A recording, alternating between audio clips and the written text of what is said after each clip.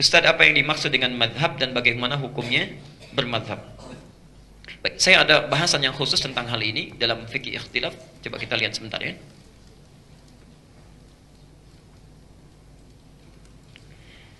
Bismillah. Baik. Bagi yang ingin copy nanti filenya boleh ya. Fikih ikhtilaf itu bahasan khusus untuk membahas hal-hal yang diperselisihkan dalam agama kita. Misal, dalam sholat baca bismillahnya ada yang disirkan, dijaharkan, nggak baca sama sekali, mana yang paling benar. Dalam hal misalnya sholat subuh, ya, ada kunut, ada yang tidak, mana yang harus diikuti. Dalam kita akan sujud, ada yang telapak tangannya duluan, ada yang lututnya duluan, mana yang tepat. Ya. Itu bahasanya fikih ikhtilaf. Nah, ini pertanyaannya kita jawab. Apa yang dimaksud dengan madhab? Apakah kita bermadhab atau tidak? Saya ingin terangkan dengan cepat dulu, perhatikan ke sini, Bapak Ibu sekalian. Zaman Rasulullah SAW, beliau diutus untuk menerangkan ajaran Islam. Ya. Diberikan bekal oleh Allah supaya dengan ajaran Islam itu bisa baik, kembali kepada asalnya. Diturunkan satu Al-Quran, wahyu yang langsung turun dari Allah. Yang kedua, diberikan kemampuan untuk menafsirkan dan menjelaskan kandungan Quran itu.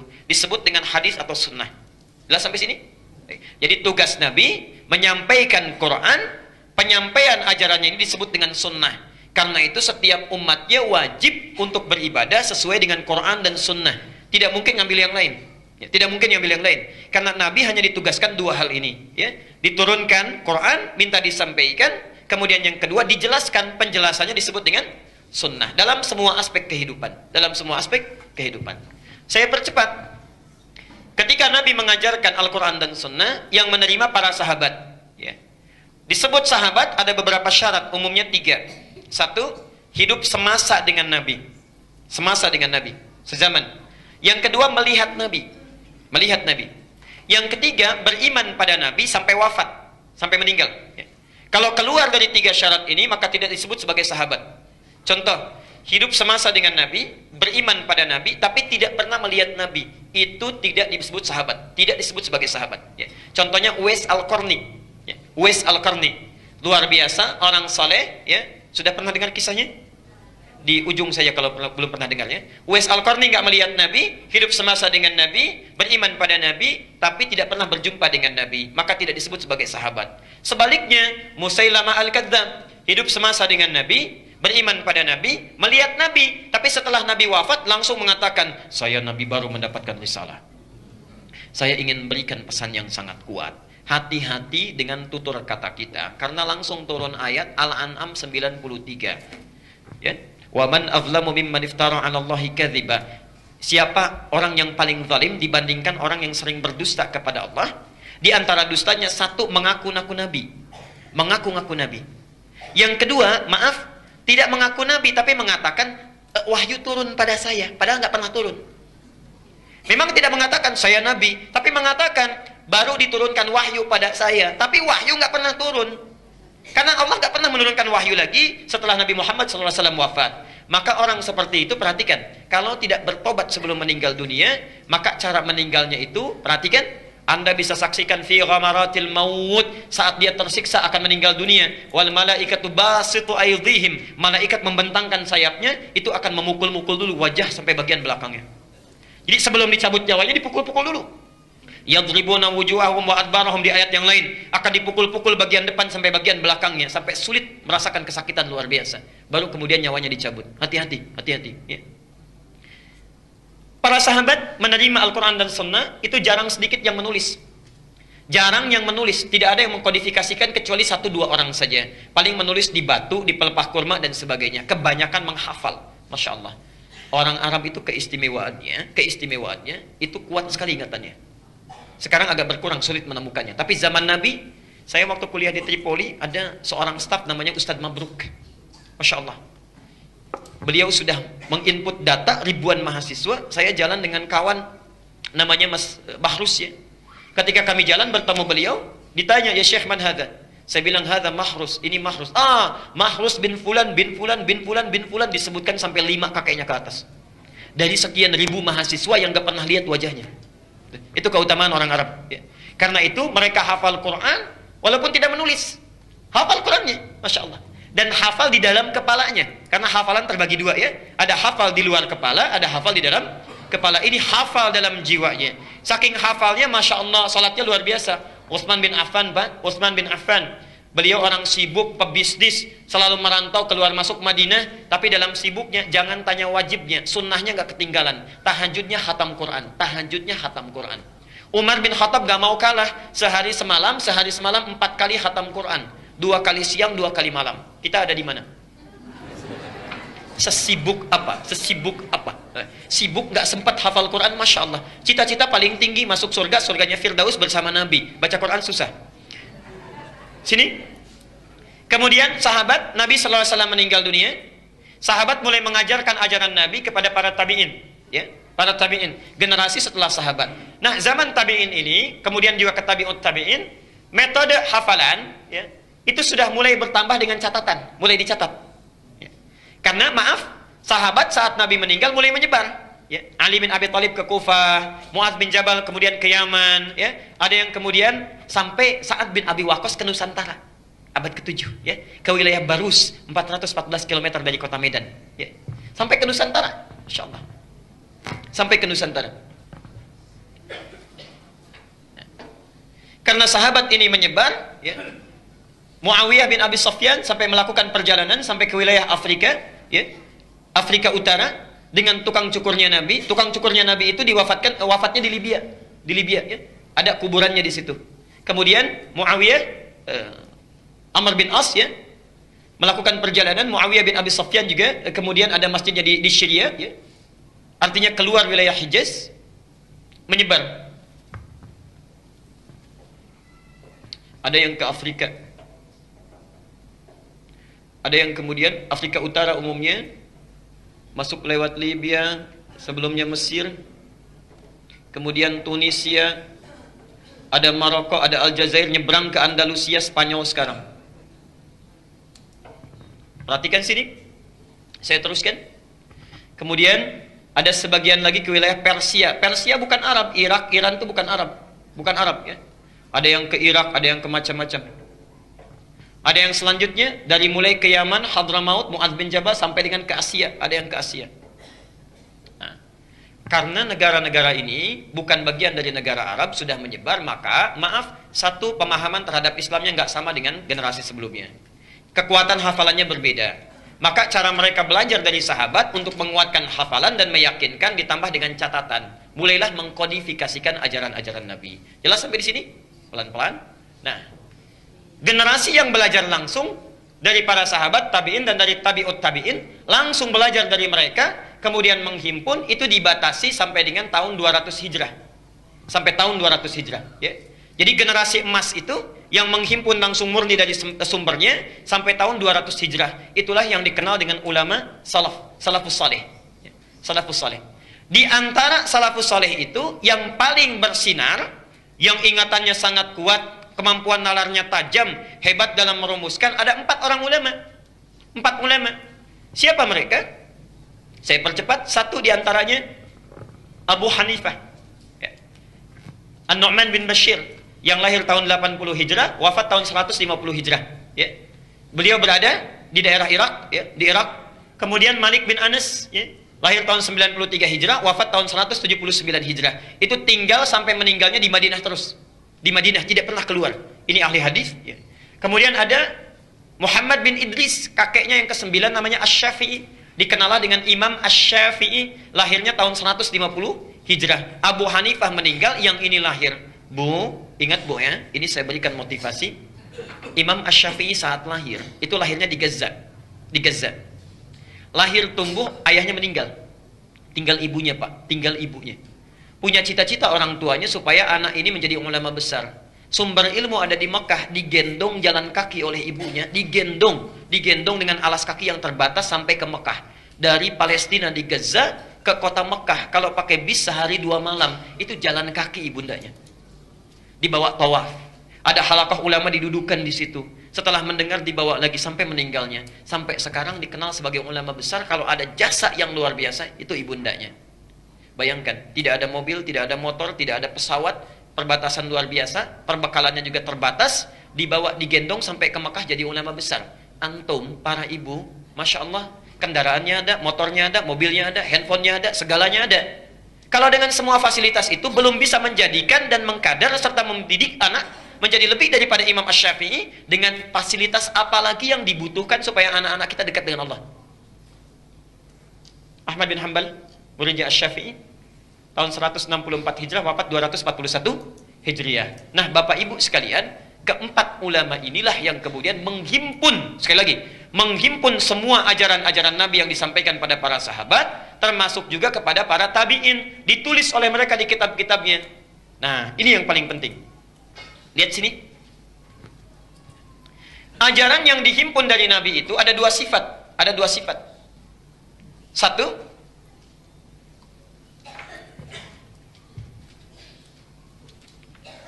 yang sifatnya satu jenis. Jadi dalilnya satu, contohnya satu. Dalilnya satu, contohnya satu. Tidak ada beda, tidak ada ragam. Kalau yang seperti ini, maka kita tidak boleh menyimpang. Tidak boleh menyimpang, tidak usah kreatif. Artinya apa? Kalau Nabi memberikan satu dasar, satu jenis, satu ragam, dalilnya satu, contohnya satu, itu artinya semua orang, semua umatnya dianggap mampu menunaikannya dengan baik. Contoh, saya ingin bertakbir salat, Nabi hanya mengajarkan angkat tangannya, baik yang sejajar dengan bahu ataupun dengan daun telinga, atau memankibaihnya atau dekat dengan kedua telinganya. Maka rumusnya sederhana, kata Nabi, angkat letakkan di dada. Angkat letakkan di dada. Tidak ada rumus lain antara mengangkat dengan meletakkan itu, karena semua bisa melakukan. Kalau sudah dalilnya satu, contohnya satu, maka maaf, kita tidak perlu kreatif.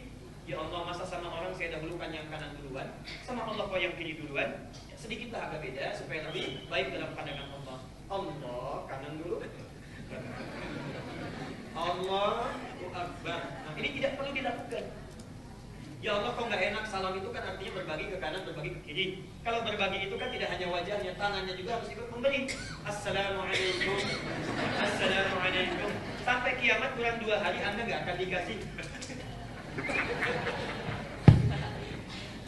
Ya. Jadi kalau contohnya satu, dalilnya satu, kita tidak boleh kreatif. Ya. Kalau menyimpang itu yang dimaksud dengan bid'ah, mengada-ngadakan sendiri, nggak ada dalil, nggak ada contohnya. Jelas sampai sini?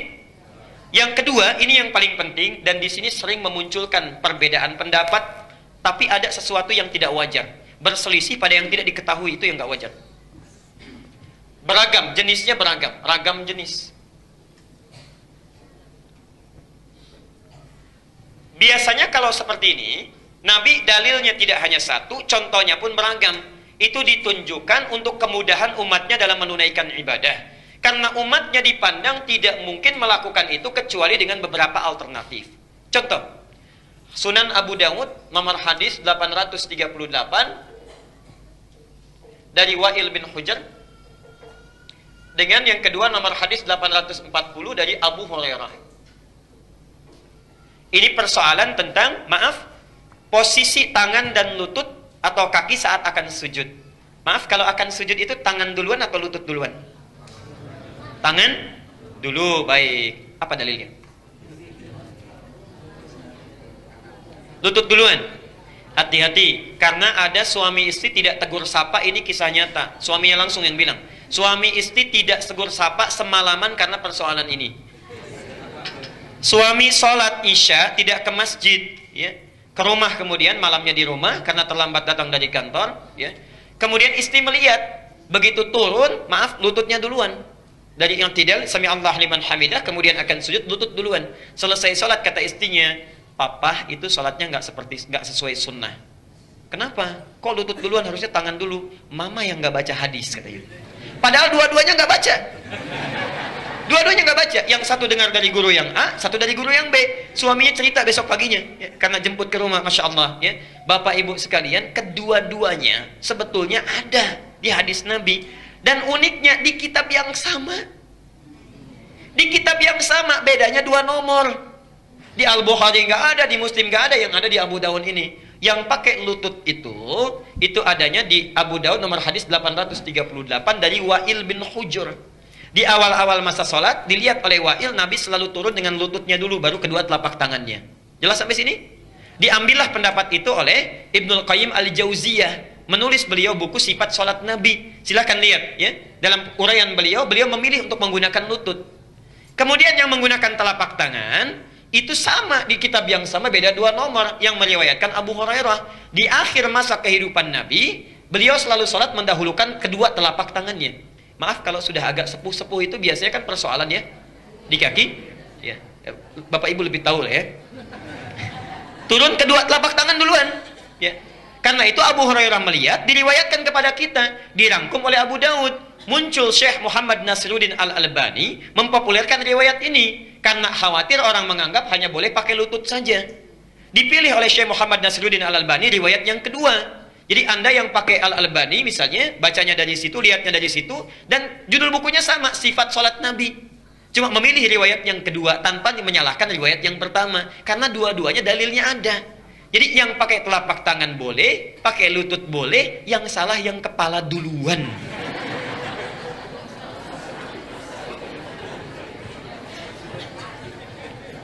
Belum apa-apa sudah rame, ya, ini yang benar, ini yang salah. Kalau dua-duanya ada hukumnya, sumbernya ada, dalilnya dari Nabi, maka itu prinsipnya kemudahan. Karena nggak bisa. Coba kalau Anda misalnya pilih pakai tangan saja, kalau tangan nggak bisa mau pakai apa coba? Kemungkinan cuma 2. Kalau nggak pakai lutut, pakai telapak tangan, itu sederhananya. Jelas sampai sini? Nah, maka dalam hal demikian itu ragam boleh memilih, tapi ada ikatannya, diikat muqayyadun bid dalil bil adillah. Dalilnya ada, contohnya ada, lakukan. Nggak ada dalil nggak boleh. Jelas sampai sini? Nah, kedua ini dirangkum oleh 4 bintang ulama ini, dikumpulkan semuanya. Nah, kumpulan semuanya ini baik yang satu jenis ataupun ragam jenis disebut dengan manhaj. Manhaj. Ya. Jadi Anda baik yang sujudnya menggunakan telapak tangan ataupun menggunakan kedua lutut, manhajnya sama dengan Nabi, sejalur. Jelas? Ikut manhaj salaf di sini. Orang yang ikut itu namanya salafi. Kalau banyak namanya salafiyun. Jadi sebetulnya semua orang Islam itu salafi. Semua orang Islam itu salafiyun. Jadi bukan kelompok tertentu, komunitas tertentu, bukan. Tapi semuanya itu salafi. Nah, istilah-istilah salafi yang muncul sekarang ini sebetulnya itu tren yang ingin mengembalikan kepada ajaran yang ini. Tadinya ada yang menyimpang, maaf, kuburan dijadikan sebagai sesembahan, doa-doanya tidak tepat, kemudian pindah dari orang kemudian kepada hewan. Cuma di Indonesia yang hewan itu jadi kiai, ada kiai selamat gitu kan. Nah, sudah cukup dengan hewan kemudian pindah kepada benda, keris jadi kiai. Ada kiai banyak tuh ya. Sekarang diburu di Belanda namanya Kiai Nogosiluman. Kiai Nogosiluman itu kerisnya Pangeran Diponegoro. Anggaran banyak untuk mencari keris itu. Nggak cukup dengan keris, sekarang muncul Kiai Akik, macam-macam. Itu keliru. Makanya muncul gerakan kembalikan ke manhaj salaf, muncullah itu salafi. Orang-orang yang ikut ini sebetulnya semuanya salafi. Mau yang pakai lutut dulu, pakai telapak tangan dulu, itu secara manhaj sama semuanya. Jelas sampai di sini? Baik. Nah, kalau kita memilih salah satu, misal saya mau pilih pakai lutut saja, karena kan nggak mungkin dua-duanya. Baik ya? Atau saya pakai telapak tangan saja. Pilihan kita itu disebut dengan madhab.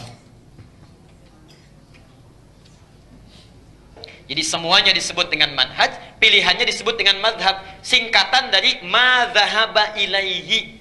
Satu yang dipilih untuk memudahkan ibadah. Contoh, bismillah itu bacanya bisa 4 cara. 1 disirkan, kedua dijaharkan, ada 70 hadis itu. Ketiga nggak dibaca sama sekali. Yang keempat, pertama nggak dibaca, pertama dijaharkan dari Abu Hurairah, selanjutnya tidak dibaca sama sekali. Jadi boleh jaharkan, boleh sirkan, tidak dibaca sama sekali juga silahkan. Yang keempat, dijaharkan yang pertama, selanjutnya nggak dibaca.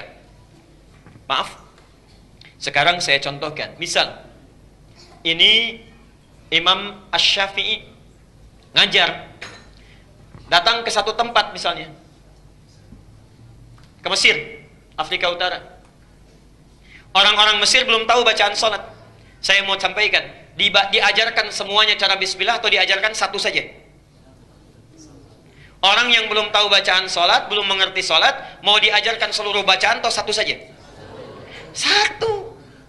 Nggak mungkin keseluruhannya. Baru datang belum pada bisa sholat. Saat baca bismillah bisa dijaharkan, bisa disirkan, bisa tidak dibaca sama sekali. Orang bingung. Pilih salah satu. Nah, saat dipilih salah satu itu, itulah yang disebut dengan madhab. Akhirnya apa? Abu Hanifah memilih nggak baca sama sekali. Malik memilih tidak baca sama sekali. Asy-Syafi'i memilih juga dijaharkan. Ahmad bin Hambal menengahi, saya pilih disirkan saja. Semua ada dalilnya dari Nabi. Ketika dipilih itulah kemudian menjadi namanya apa? Mazhab. Guru-guru ini mengajarkan turun murid-muridnya. Ini diantaranya. Hanafi, Masya Allah, itu punya murid namanya Abu Yusuf. Punya murid lagi Asy-Syaibani, punya murid Ad-Dahlawi, penyebarannya di Asia Selatan. Jadi kalau Bapak Ibu misalnya ke India, ke Pakistan, mazhabnya Abu Hanifah itu, Hanafi. Ya. Di kalau bismillah itu pasti nggak pakai sama sekali. Kunut nggak pakai kunut, nggak ada kunut subuh, nggak ada. Ya. Itu Abu Hanifah pilihannya. Mazhabnya. Maliki punya murid Ibnu Wahab. Ibnu Wahab punya murid namanya Suhnun. Suhnun punya murid sampai sekarang masih hidup, Syekh Ar-Rabiti. Tinggalnya di Libya. Alhamdulillah saya pernah langsung belajar kepada beliau. Matanya tidak bisa lihat, tapi mata hatinya sangat tajam. Satu kali kami membacakan kitab, kawan kami membacakan. Begitu membacakan kitab, kata Syekh kami ini, Syekh Ar-Rabiti, "Kif ya bunai, tilka nuqtah wa laysatil fasilah." Anakku tolong berhenti di situ, itu katanya titik bukan koma. Kata muridnya, "Syekh, tapi di sini koma." Bukan, itu bukan koma tapi titik. Barangkali ada noda di situ ke bukunya. Itu terbitan mana? Terbitan sekian. Iya betul, itu halaman sekian, paragraf sekian, baris sekian, huruf nomor sekian. Kalau Anda tidak percaya, bandingkan dengan kitab yang lainnya. Itu Syekh Ar-Rabiti. Masya Allah. Maaf ya, buta matanya karena saking banyaknya baca. Tahajud tidak henti-henti, puasanya rajin, ahli fikih, mata buta karena banyak membaca untuk mendekatkan diri kepada Allah. Antum dikasih mata sampai sekarang bisa lihat, baca Quran aja susah. Sudah susah tahajud, Masya Allah. Yang sunnah tertinggalkan, yang wajib terlambat, cita-cita masuk surga, surganya Firdaus bersama Nabi, ingin melihat Allah langsung, bagaimana? Imam At-Tirmidzi, Masya Allah, amalannya banyak, hadisnya banyak, tahajud tanpa henti, puasa sunnahnya luar biasa. Di ujung hidupnya itu banyak menangis kepada Allah karena takut kalau pulang itu tidak cukup bekalnya. Dan tangisan inilah yang membuat mata beliau menjadi buta. At-Tirmidzi menangis sampai buta matanya karena takut pulang kepada Allah membawa salah. Antum sampai tidur pun kadang-kadang mimpinya itu salah juga. Ya. Itu teruskan dulu. Afrika Utara penyebarannya. Jadi kalau Anda ke Afrika Utara, Libya, Tunisia, Aljazair, Maroko, nyebrang dikit Eropanya, Italia, Prancis, Spanyol, itu Maliki mazhabnya. Yang kalau bismillahnya nggak dibaca langsung, kunutnya ada tapi disirkan sebelum ruku. Ya, kalau dalam salat subuh itu Maliki, Tapi Syekh Maliki ini nggak pernah keluar Madinah. Murid-muridnya yang datang ke Madinah. Ya, murid-muridnya itu yang tarawihnya sampai 33 kali itu Maliki. Sampai sekarang di Madinah itu 33. Ya, sampai sekarang. Dilengkapkan jadi 36. Ya. Kalau di Mekah 20 sampai dengan 23. Ya. Lihat Asy-Syafi'i punya murid Al-Buwaiti. Asy-Syafi'i ini muridnya Imam Malik. Masya Allah, datang ke tempat Imam Malik salah jadwal. Bukan karena salah tidak tahu, bukan. Karena berangkat jauh-jauh, jalan kaki Pak Ibu. Gak ada mobil, gak ada motor, gak ada kendaraan, jalan kaki ke tempatnya Imam Malik di Madinah, ingin mendapatkan pelajaran kitab Al-Muwatta. Misal, Imam Malik jadwalnya itu hari Rabu. Imam Syafi'i nyampe di sana hari Selasa, karena jalan kaki jauhnya itu. Begitu datang ke situ, berdiri, itu sadar beliau, bukan jadwalnya menunggu di depan pintu seharian. Di depan pintu seharian, Masya Allah. Tidak dibukakan pintu karena bukan jadwalnya. Begitu tiba hari Rabunya itu, ya, ilustrasinya, tiba-tiba Imam Malik langsung mengatakan kepada pembantunya, kepada khadimnya, "Iftah," katanya, "ilbab, bukalah pintu itu, di depan sudah ada seorang pemuda menunggu." Padahal Imam Malik gak pernah lihat. Buka pintu, di depan sudah ada seorang pemuda menunggu. Begitu dibuka, datang Imam Asy-Syafi'i itu, ditanya, ya, "Ada keperluan apa?" katanya. "Punya hajat apa?" Kata beliau, "Saya ingin belajar hadis dari Anda." Kata Imam Malik, "Apa yang sudah kamu punya?" Kata Imam Asy-Syafi'i, "Hafidhul Muwatta." Saya sudah hafal kitab Al-Muwatta. Jadi menunggu di depan pintu syekhnya itu sambil menghafalkan kitab Al-Muwatta yang tebalnya itu 2 kali buku ini dalam semalaman hafal. Imam Asy-Syafi'i. Dalam semalaman hafal itu Imam Asy-Syafi'i. Dan dalam keadaan jadi guru besar pun masih tawadhu juga. Guru sedang istirahat, gak diganggu, ditunggu sampai besoknya. Antum taklimnya di mana-mana, terbuka tempatnya, tidak ada halangan, kendaraannya ada, datang bukan hanya 1 hadis, 10 hadis kadang-kadang disampaikan, masih nggak mau datang juga. Masya Allah, ya. Dengan cara apa lagi mesti dibimbing? Bahkan ada satu lagi yang tidak disebutkan di sini, Masya Allah, ada orang datang ke tempatnya Imam Malik, itu jual rumah, jual tanah demi belajar 1 hadis. Datang ke Imam Malik ditolak, nggak mau pulang, kata Imam Malik, cambuk orang itu. Ke pembantunya, cambuk. Begitu dicambuk sekali, 2 kali, 8 kali. Setelah dicambuk 8 kali, orang ini merintih mengatakan, "Anta zalim Syekh," katanya. Kata Imam Malik, "Kenapa? Saya sudah jual tanah, jual rumah untuk kesini belajar hadis, tapi Anda pukuli saya, Anda zalim. Lalu apa mau kamu?" Sesuai dengan jumlah cambukan tadi, berikan saya 8 hadis. Diberikan oleh Imam Malik 8 hadis untuk membayarnya. Kata orang tadi, Syekh kurang, tolong cambuk lagi sebanyak-banyaknya. Tolong cambuk lagi sebanyak-banyaknya.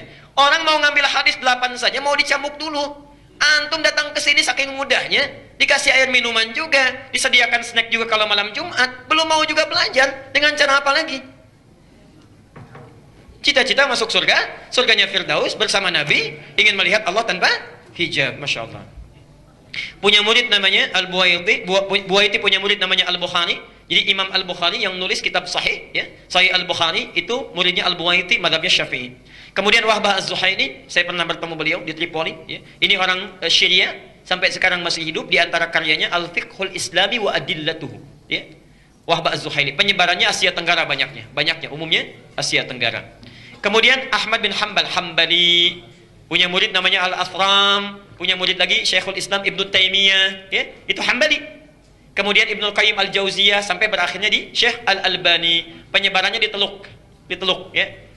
Sekarang di Saudi Arabia, misal di Uni Emirat Arab, di Qatar, itu umumnya mazhabnya Hambali.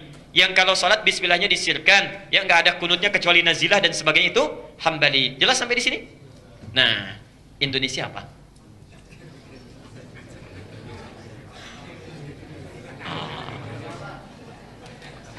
Hebatnya Indonesia, pelajari semua. Maka guru-guru kita itu, Masya Allah, ada yang datang ke Afrika Utara belajar ke Mesir, ya. Ada datang ke Asia Selatan, ke Pakistan. Ada datang ke Timur Tengah, ke Mekah, Masya Allah. Ada yang ke Madinah, macam-macam. Dan itu sudah dulu berlangsung. Dipelajari keseluruhannya. Saya berikan contoh misalnya, orang Surabaya belajar ke Mesir. Orang Jakarta misalnya belajar ke Mekah. Orang Padang misalnya belajar ke Irak, misal saja. Dipelajari semua. Afrika Utara mazhabnya tadi apa? Maliki, ya. Yang bismillahnya nggak dibaca sama sekali, ya. Masya Allah. Asia Tenggara apa mazhabnya tadi? Syafi'i, yang bismillahnya dijaharkan. Di Teluk mazhabnya apa? Hambali, yang bismillahnya disirkan. Belajarlah di situ. Pulanglah ke Indonesia, Masya Allah. Saat pulang ke Nusantara, misal datanglah tiba-tiba orang Surabaya ke Jakarta, bermakmum di Jakarta.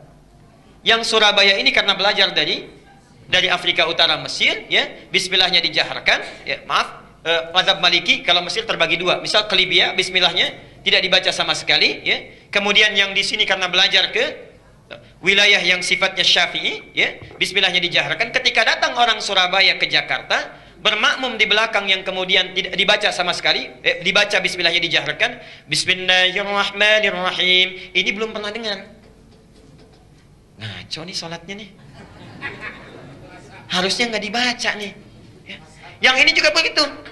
Yang ini belajar, ya, Masya Allah. Yang tadinya disirkan dari Teluk, dari Mekah misalnya, datang ke wilayah Surabaya, bermakmum di sini, nggak dibaca sama sekali. Salah nih sholatnya nih. Ini kejadian sampai sekarang. Saya tugas di Mekah 2010, menerima jemaah haji yang pertama. Begitu datang sholat, Masya Allah, isya'nya sholat di situ, Allahu Akbar. Imamnya disirkan, Alhamdulillahi Rabbil Alamin. Imamnya Muhammadiyah sini nih. Begitu sholat subuh, imamnya nggak kunut. Lengkap sudah itu. Apa saya bilang kan semalam Muhammadiyah kan yang nggak kunut. Padahal nggak ada Muhammadiyah, nggak ada NU dari zaman Nabi, Masya Allah. Dan yang paling hebat, dua pendiri ormas besar itu bersaudara dan belajarnya sama-sama. Sama-sama berangkatnya bareng, satu nasab yang sama, belajar di satu guru yang sama, kembali yang sama, punya misi yang berbeda. Yuk kita buktikan. Saya agak panjangin sebentar nih ya.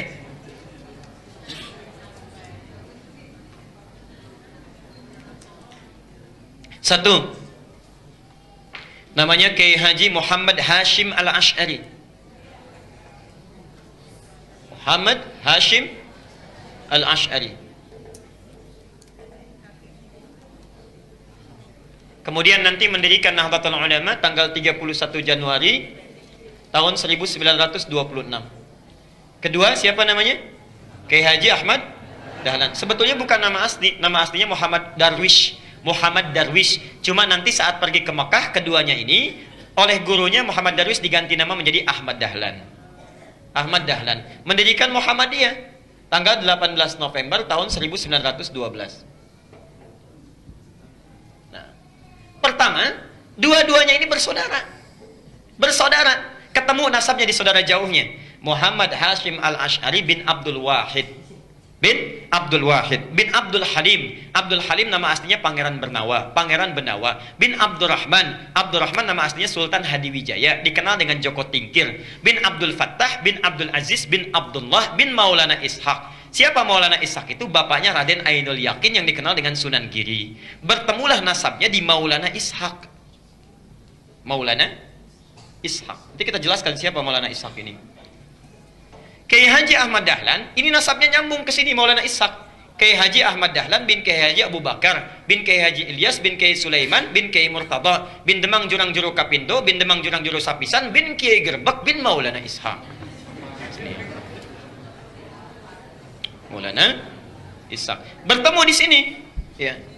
Siapa Maulana Ishaq ini? Adalah satu dari dua anaknya Syekh Ahmad Jumadil Kubra yang membawa Islam asalnya dari Mesir, datang dengan 8 orang temannya atas perintah dari kekhilafahan Turki supaya datang ke Nusantara memberikan nilai-nilai Islam. Namanya Ahmad Jumadil Kubra. Punya 2 orang anak, satu Maulana Ishaq, yang kedua Syarif Abdullah. Syarif Abdullah. Maulana Ishaq ini nanti yang akan melahirkan 2 keturunan ini. Syarif Abdullah ini tinggalnya di Mesir, tidak ikut ke Nusantara. Tapi nanti pada tahun sekitaran awal abad ke-15 akan bertemu dengan seorang perempuan luar biasa yang sudah masuk Islam, anaknya Prabu Siliwangi. Prabu Siliwangi itu siapa? Nama aslinya Pamenah Rasa. Pamenah Rasa punya kekuasaan yang luar biasa, luas. Ya. Kalau dari Cirebon batas Jawa Tengah sampai dengan ke ujung wilayah Banten, ibu kotanya di Bogor. Dulu namanya Pamenah Rasa. Pamenah Rasa ini dulu inspeksi datang ke wilayah Subang pada masa itu sampai dengan ke Karawang. Di Karawang itulah bertemu dengan seorang perempuan yang bersih luar biasa, cantik, taat, sedang baca Quran, muridnya Syekh Hasanuddin. Syekh Hasanuddin itu karena dulu menimba ilmu Qurannya di Mekah, dikenal dengan Ummul Qura, maka disebut dengan Syekh Qura. Syekh Qura. Siapa perempuan ini? Namanya Nyai Subang Larang. Nyai Subang Larang. Jatuh cinta dengan Nyai Subang Larang, menikahlah dengan beliau ini. Setelah menikah, pada tahun 1423, memiliki keturunan pertama laki-laki, diberi nama dengan Walang Sungsang. Walang Sungsang. 1426 punya anak yang kedua, perempuan, diberi nama Nyai Rara Santang.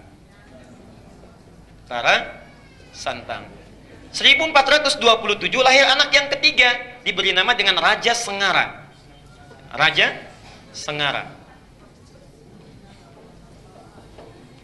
Nah, kakak ini, 2 kakaknya, Walang Sungsang dengan Rara Santang, kemudian muncul satu masa ingin berhaji. Datanglah ke kota Mekah. Ya. Kemudian mereka datang ke Mekah setelah menunaikan ibadah haji, berganti nama. Ini Walang Sungsang menjadi Ki Abdullah Iman. Kan yang ini ya, Abdullah Iman namanya.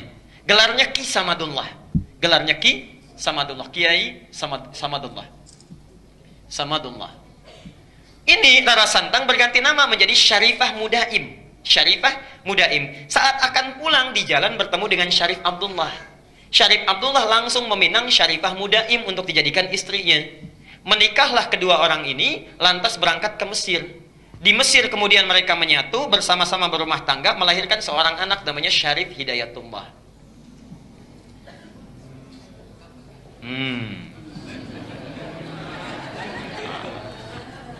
20 tahun belajar di sini, belajar dengan Syekh Ibnu Athaillah Al-Iskandari, belajar dengan ulama-ulama besar, sampai setelah matang kembali dia akan menengok kakeknya datang ke Prabu Siliwangi. Ya. Karena kakeknya tinggal di wilayah Jati, diberikan kekuasaan di situ, diangkatlah dan dikenal dengan Sunan Gunung Jati di kemudian hari. Itulah Syarif Hidayatullah, keturunan dari sini.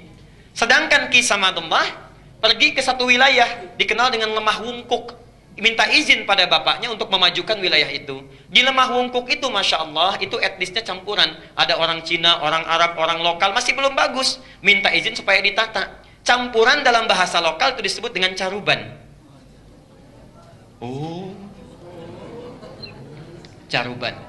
Begitu datang ke sini, ya, dikelola, dirawat dengan baik sampai tumbuh pesat luar biasa, Masya Allah. Tiba-tiba melihatlah seorang anak perempuan, putri dari seorang pembesar Syah Bandar namanya Ki Gedeng Alang-Alang, punya putri namanya Nyai Kencana Larang. Kencana Larang. Ya. Menikah dengan Kencana Larang. Setelah menikah, untuk mengabadikan namanya maka disebut dengan Caruban Larang, Caruban Larang, Caruban Larang. Lisan orang sana menyebut Caruban, Caruban, Caruban, berubah sekarang menjadi Cirebon, Cirebon, Cirebon, Cirebon. Nah, muncul Cirebon. Ibunya Nyai Subang Larang sudah lama berumah tangga, ingin menengok. Di perjalanan lewat di satu daerah, ajalnya tiba, meninggallah di situ. Untuk mengenang sampai sekarang disebut dengan daerah Subang. Orang Subang belum tentu tahu itu. Nah, ya. Nah, terus apa cukup? Jadi muncul Cirebon. Nah, karena Cirebon sudah maju, maka kemudian diangkatlah, diberi gelar oleh Prabu Siliwangi, diberi gelar namanya Mangkubumi.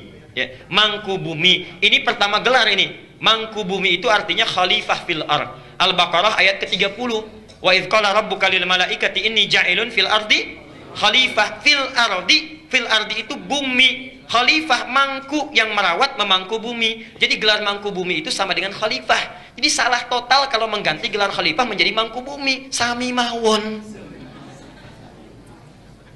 Khalifah itu ya mangku bumi. Itulah pertama kali gelarnya diberikan. Nah, yang ingin saya sampaikan itu satu keturunan yang sama dari Ahmad Jumadil Qumra, punya anak itu. Kisah ini bukan fiktif, bisa dibaca. Yang paling bagus judulnya Api Sejarah. Ada 2 jilid karya sejarawan muslim namanya Ahmad Mansur Suryanegara. Ahmad Mansur Suryanegara yang dari Bandung. Jilid yang pertama warnanya hitam, halaman 148.